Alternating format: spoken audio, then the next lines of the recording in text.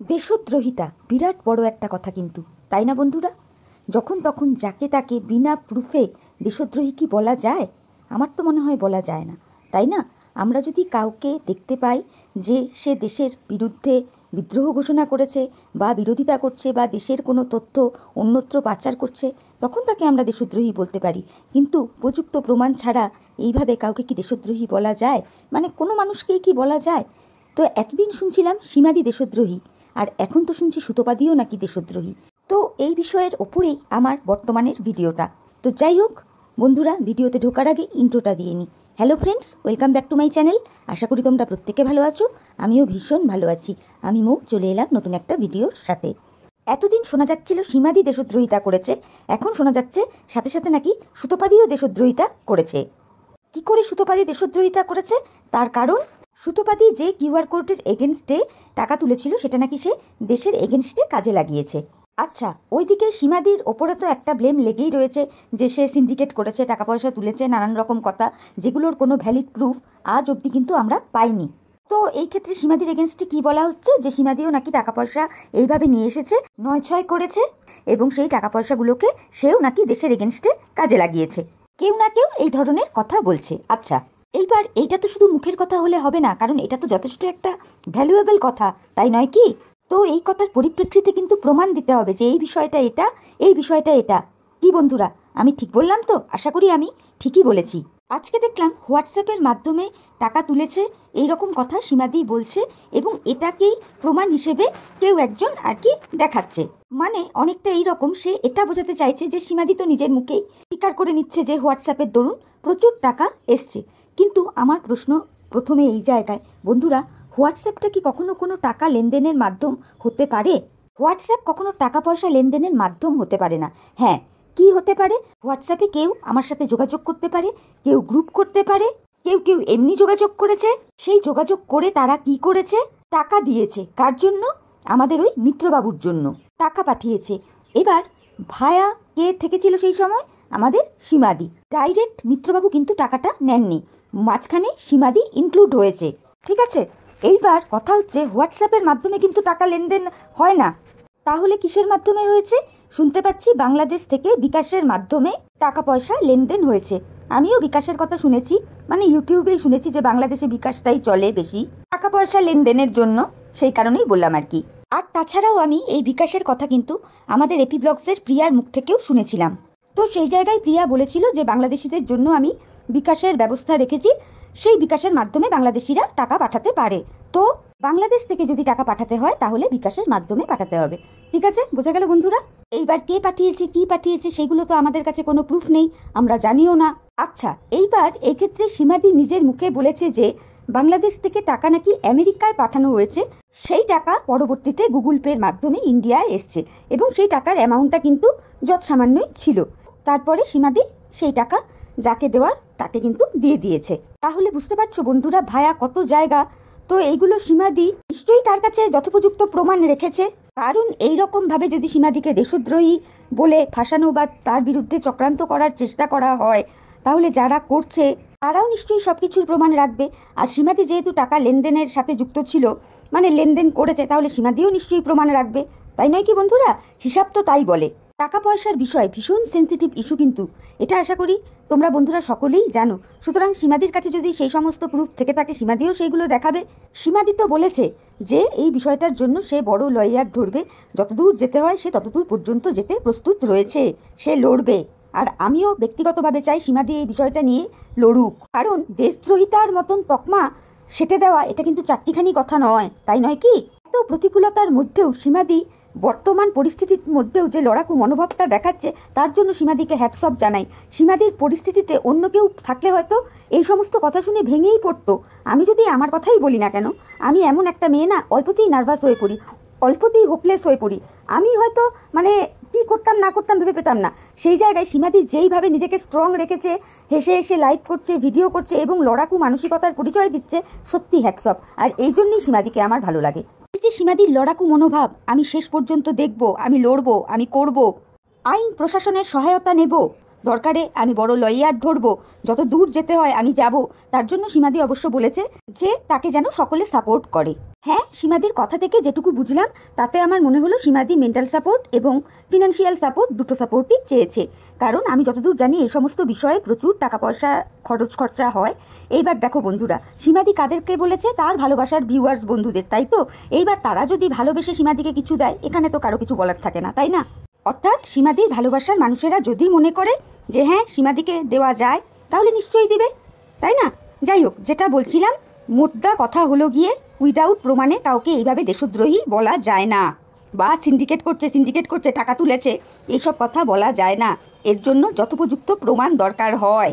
প্রমাণ নেই, কিছু নেই, শুধু মুখে চিৎকার করে গেলাম একজনকে ব্লেম করে সে দেশদ্রোহী, তাহলেই কিন্তু সে দেশদ্রোহী প্রমাণিত হবে না। কাউকে দেশদ্রোহী প্রমাণ করতে গেলে তার এগেনস্টে যথোপযুক্ত সলিড এবং ভ্যালিড প্রুফ চাই। যারা এই ট্যাগটা সীমাদির ওপর লাগাচ্ছে তাদের কিন্তু এই প্রুফটা দিতে হবে, কারণ দেশদ্রোহী কথাটা চারটিখানি কথা নয়, বিরাট বড় মাপের একটা শব্দ, বিরাট ভারী একখানা কথা। সুতরাং যারা এই ধরনের ট্যাগ সীমাদির ওপর দিচ্ছে যে সীমাদি দেশদ্রোহিতার মতন কাজ করেছে, তাদের যথোপযুক্ত প্রমাণ অবশ্যই দিতে হবে। আর সীমাদিকেও এটা প্রমাণ করতে হবে যে তার উপর যে ট্যাগটা লাগছে বা যারা লাগাচ্ছে এই দেশদ্রোহী, সে যে সেটা নয়, সেটা কিন্তু সীমাদিকেও প্রমাণ করতে হবে। যদি সত্যি প্রমাণিত হয় যে হ্যাঁ সীমাদি দেশদ্রোহিতার মতন কাজ করেছে, তাহলে অবশ্যই তাকে সাপোর্ট করব না, তার এগেনস্টেই মুখ খুলব। কিন্তু আমার এটা দৃঢ় বিশ্বাস সীমাদির মতন মানুষ আর যাই হোক দেশদ্রোহিতার মতন কাজ করবে না। কিন্তু তবুও বললাম, যদি কখনো এই ধরনের জিনিস প্রমাণিত হয় যে সীমাদি দেশদ্রোহিতা করেছে, অবশ্যই সীমাদির এগেনস্টে মুখ খুলব। কারণ আমি মনে করি আমরা ভারতীয় নাগরিক হিসেবে আমাদের কাছে ভারত মাতার ওপরে তো আর কিছু হয় না। তো সেই জায়গাটা যদি প্রুফ হয় যে সীমাদি এই জাতীয় কাজ করেছে, আমি আমার তরফ থেকে অবশ্যই আমার দেশের পাশেই থাকবো। কিন্তু ওই যে বললাম, কোথাও গিয়ে বিশ্বাস করতে কষ্ট হচ্ছে বা মনকে বোঝাতেই পারছি না যে সীমাদি এই ধরনের কাজ করতে পারে বলে। আমার বিশ্বাস হয় না যে সীমাদি এই ধরনের কাজ করেছে বা করতে পারে বলে। তবে আমার মনে হয় না যে এদেশ ওদেশ থেকে টাকা পয়সা এদিক ওদিক হওয়াতে কাউকে দেশদ্রোহী বলা যেতে পারে বলে। দেশবিরোধী কাজ সে করছে যতক্ষণ না প্রমাণিত হচ্ছে, ততক্ষণ কোনো মানুষকে দেশদ্রোহী বলা যায় না। আর এই কিউআর কোডের ব্যাপারটাও তাই। কিউআর কোডের মাধ্যমে টাকা নিয়েছে মানেই সে দেশদ্রোহী হয়ে গেল, এটা কিন্তু প্রমাণ হয় না। এই কথাটা কেন বললাম? এটা আমি মেনলি সুতোপাদির জন্যই বললাম। হ্যাঁ, এটা ঠিক, সুতোপাদি কিউআর কোড দিয়ে টাকা তুলেছে এবং সেই টাকা দিয়ে সে কী করেছে সেটা আমরা বলতে পারছি না, কিন্তু সে দেশদ্রোহী এই কথাটাও তো বলা যায় না, তাই না?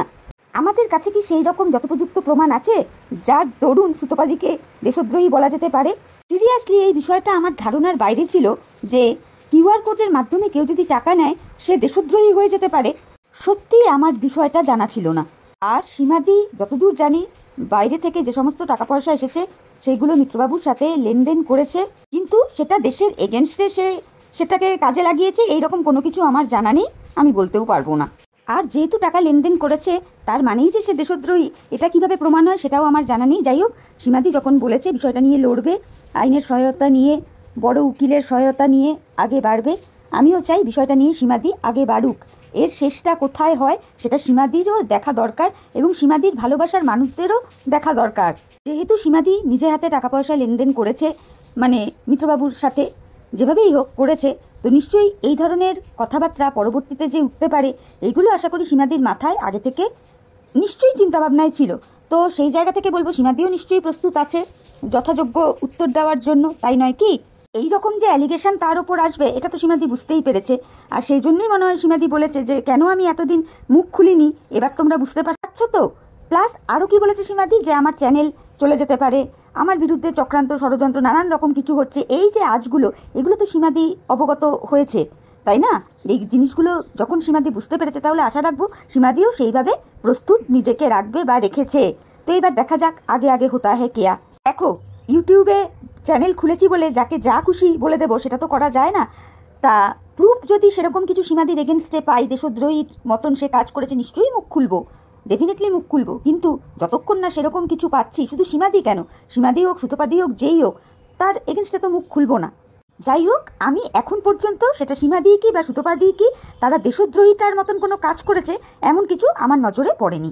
তাহলে তাদেরকে নিয়ে কিভাবে বলবো? তাই তাদের হয়েই এখনও অবধি আমি কথা বলছি, বিশেষ করে সীমাদির হয়ে। তবে আগেও বললাম, আবারও বলছি, যদি প্রমাণিত হয় যে হ্যাঁ সীমাদি দেশদ্রোহিতার মতন কাজ করেছে, তাহলে কোনো মতেই সীমাদিকে সাপোর্ট করব না। সবার আগে ভারত মাতা, অবশ্যই আমি আমার দেশের পাশেই থাকবো। কিন্তু এই বিষয়টা আমার কোনো মতেই বিশ্বাস হয় না যে সীমাদি এরকম কিছু করতে পারে বলে। এইবার আমি একটু রুনাদির কথা বলি। রুনাদির কথাটাই কোট আনকোট করে বলি। ওই যে রুনাদি বললো না যে বিশ্বাসের ওপরে গিয়েও অনেক কিছু থাকে, সেগুলো হলো প্রমাণ। তো এবার দেখা যাক। তো প্রমাণ মানুষকে বিশ্বাস করায়। আর বাদবাকি যারা বলে যাচ্ছে যে হোয়াটসঅ্যাপের মাধ্যমে টাকা তুলেছে, সত্যি এটা ভীষণই একটা হাস্যকর কথা। হোয়াটসঅ্যাপের মাধ্যমে গ্রুপ হয়েছে, সেই গ্রুপে কথা হয়েছে এবং তারপরে কিন্তু এই টাকা পয়সার বিষয়টা এসেছে। হোয়াটসঅ্যাপের মাধ্যমে ওইভাবে টাকা পয়সা লেনদেন হয় না। তো এবার দেখা যাক, আগে আগে হতা হে কিয়া। তো অনেক বড় একখানা অ্যালিগেশন সুতোপাদি এবং সীমাদির এগেনস্টে লাগানো হয়েছে। অবশ্যই তারা নিজেদের মতো করে নিজেরা প্রুফ দেবে, তখন আবার যারা অ্যালিগেশন দিচ্ছে তারাও তাদের প্রুফগুলো দেখাবে। তবে আমি যতদূর জানি, যে অ্যালিগেশন দেয় তাকে কিন্তু প্রুফটা আগে দিতে হয়। আগে তারা সমস্ত কিছু প্রুফটা দেখাবে যে এই এই এই এই বিষয়গুলো দেশদ্রোহিতার মতন কাজ সীমাদি এবং সুতোপাদি করেছে। তারপরে কিন্তু বিষয়টা খণ্ডন করার দায়িত্বভারটা পড়বে গিয়ে সুতোপাদি এবং সীমাদির ওপরে। তারা যে এই কাজগুলো করেনি সেই প্রুফটা তখন তাদের করতে হবে। যাই হোক, আমার যেটা মনে হলো আমি সেটাই বললাম। সত্যিই জানি না এইসব দেশদ্রোহিতার কথা বলে এরা আদপে চাইছেটা কি। তবে অদ্ভুত লাগে, দুটো কন্ট্রোভার্সি ক্রিয়েটার, একদিকে সুতোপাদি একদিকে সীমাদি, দুজনেরই প্রচুর ভালোবাসার মানুষ রয়েছে। তার জন্য যে এইভাবে কারোর সাথে শত্রুতা করা যায়, একেবারে পেছনে লেগে পড়া যায়, ষড়যন্ত্র করা যায়, সত্যি এইগুলো চিন্তা ভাবনার ঊর্ধ্বে আমার। সত্যি কথাই আজকে বলতে বাধ্য হচ্ছি, ইউটিউবের প্ল্যাটফর্মে অনেক ঠান্ডাভাবে বুঝে সুঝে চলতে হয়, না হলেই এই সমস্ত উটকো ঝামেলায় জড়িয়ে পড়তে হয়। কে চায় বলো তো এই সমস্ত উটকো ঝামেলা? আর এই সমস্ত আইনি জটিলতা, কোর্ট কাছারি মানেই হচ্ছে গিয়ে এক গাদা টাকা পয়সা খরচা। আমরা নর্মাল ঘরের নর্মাল মানুষজন, কি দরকার এই সমস্ত উটকো ঝামেলায় জড়ানোর? ইউটিউব থেকে 2 পয়সা ইনকাম করে যদি 4 পয়সা খরচাই করে দিতে হয়, তাহলে ওই রকম ভিডিও করার মানে কি? তাই কি না বন্ধুরা? ভুল বললাম কিছু? জন্যই ভিডিও টু ভিডিও করাই সব থেকে ভালো। কারো সম্পর্কে অতিরঞ্জিত করে না বলাই ভালো, বা গোপন সূত্র মারফত খবর নিয়ে কথা বলা, এই সমস্ত জিনিসগুলো না করাই ভালো বলে আমি অন্তত মনে করি। তো যাই হোক বন্ধুরা, এই ভিডিওটা আমি এখানেই রাখছি। তোমরা আমার কথাগুলো শুনে দেখো যে আমি যে কটা কথা বললাম সেগুলো ঠিক বললাম না ভুল বললাম। তোমরা তোমাদের মূল্যবান মতামত আমার কমেন্ট বক্সে জানিও। আর ভিডিওটা ভালো লাগলে লাইক, কমেন্ট, শেয়ার, সাবস্ক্রাইব করে অবশ্যই আমার পাশে থেকো। তাহলে এখনকার মতো আমি বিদায় নিচ্ছি। নতুন একটা ভিডিওর সাথে আবার দেখা হয়ে যাবে। ততক্ষণ প্রত্যেকে ভালো থেকো, সুস্থ থেকো, সাবধানে থেকো। Tata, bye, love you all.